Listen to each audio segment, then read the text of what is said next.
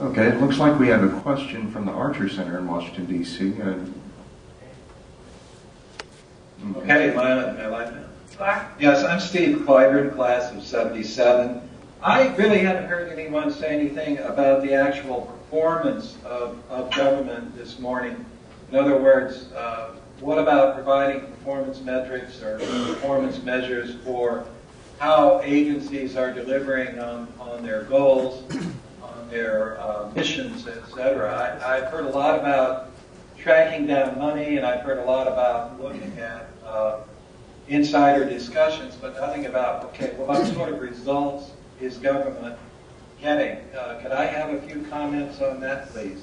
Especially on how you might present results and then provide a capacity to drill down to find out, what's happening behind those results, why they're happening, why they're not happening, etc.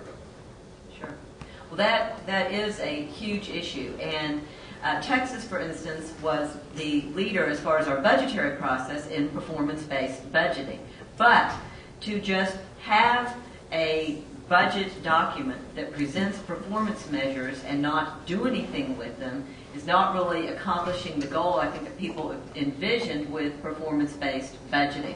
And this also gets back to the issue of not just using technology to continue the same practices, but to use technology to deliver government that is more effective. And I think that we do have an opportunity here with the technology to, as you said, drill down, to be able to now match up, because we have a lot of data out there, but it takes people doing the data mining. It takes people who have the time and the staff to then go to those performance measures if you have performance-based budgeting, or if you are contracting out and have what I hope you will have, which is actual deliverables with timetables and performance measures, and then comparing that to the actuals that will be online.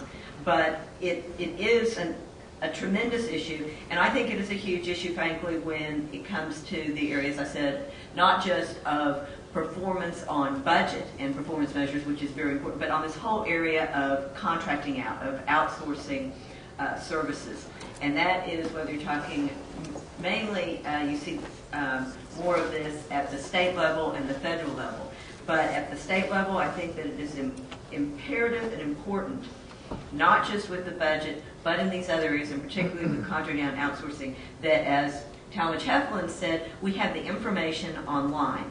We should have the bids online. We should have the contracts online, but we should also have those contracts done in such a way that we have clear and distinct deliverables and performance measures, and that those are online, and that then we have the actual data online to see if people are performing as they promised under those contracts. One of the things that we did this year for the session for legislators is put together a set of budget principles that should be looked at, and started out with where is your authority? Do you have constitutional authority? Do you have authority in statute? Or do you just have authority in your agency rules? And then are you delivering what you said, what you're supposed to be delivering? And we are a long way from getting where we need to be on that. I think that having the financial information online will help drive the performance. I think that'll be the next set of serious questions that will be asked, and that is, okay, we're spending this money, what are we getting for it? Are we getting what the public, what we've demanded, what you put in law? If not, then it's time to change, to abolish the entity. Government doesn't like to talk about that. We brag about the sunset process that we have in Texas, but it's rare to see a major agency go under substantial change that has an improved output, as opposed to just making changes within the agency for the sake of making changes conform to current nomenclature, or whatever the situation may be. But it's rare that you ever see a substantial effort go away. And we don't grade very well how what we're getting for our dollars. But I think the step of getting the information there, having it so you can manipulate it, and then the next set of serious questions will be, what am I getting for my money? So I think it has to be a 2 or 3 step process. From a journalist perspective, we tend to be sort of ornery contrarians, so I'm not sure a performance measurement system devised by the government itself would be something we'd feel real strongly about one way or another. If it results in better government, I'm sure editorially we would support it, but I'm not sure we'd pay a whole lot of attention to the results. What we would welcome, and I think it's probably related, is the ability to get quick answers, instantaneous if possible answers to sort of performance questions. For example, the rate of